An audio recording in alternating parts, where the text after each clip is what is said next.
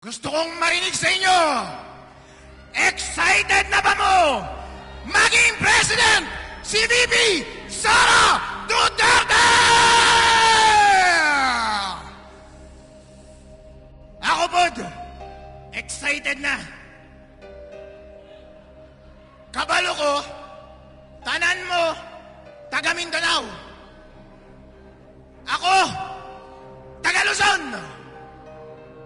Ako si Attorney Harold Respicio, Vice Mayor ng Reyna Mercedes Isabela.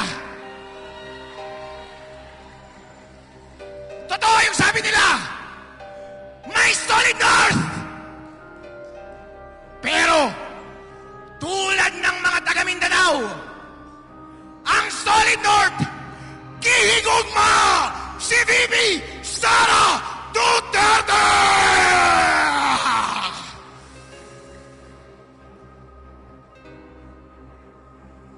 Paano yan, mga kapatid? I-impeach na daw nila si VP Sara Duterte. Papayag ba kayo? Yun. Pero nagkakabayaran na sila sa house ngayon eh. Mga tanga talaga itong mga mokong na ito, na mga congressman.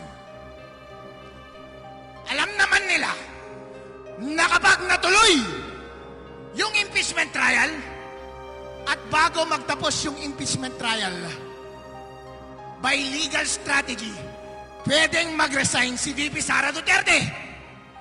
At yung impeachment proceedings magiging functus officio. It will have lost its purpose. At titigil na siya. At pwede na siyang tumakbo bilang presidente sa 2028!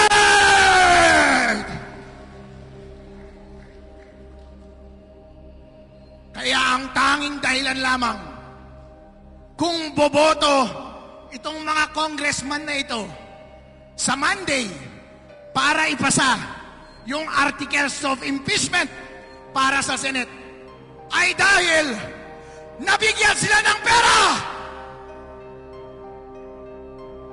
Ngayon, kung ipagpapatuloy nila na hindi talaga nila patuloyin na maging presidente o tumakbo bilang presidente si VP Sara Duterte, papayag ba kayo?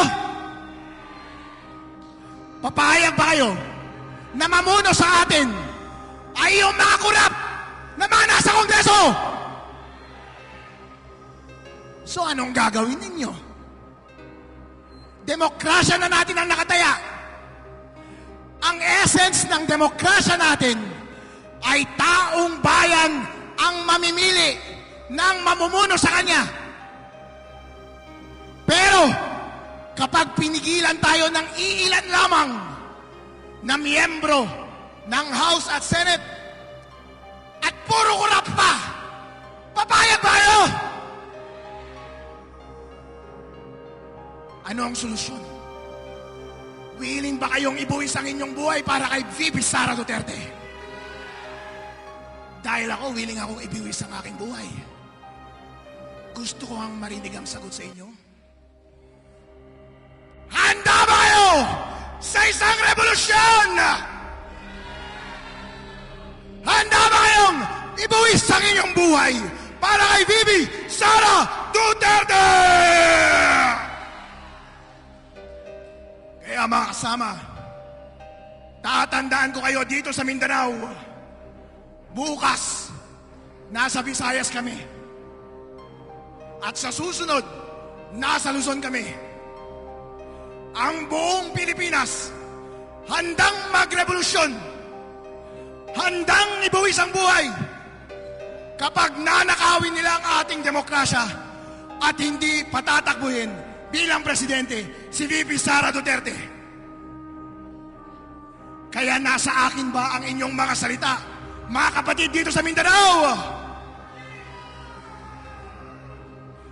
Excited na ba kayong maging presidente si VP Sara Duterte? Wow! Yeah, buddy, I love you. Mwah.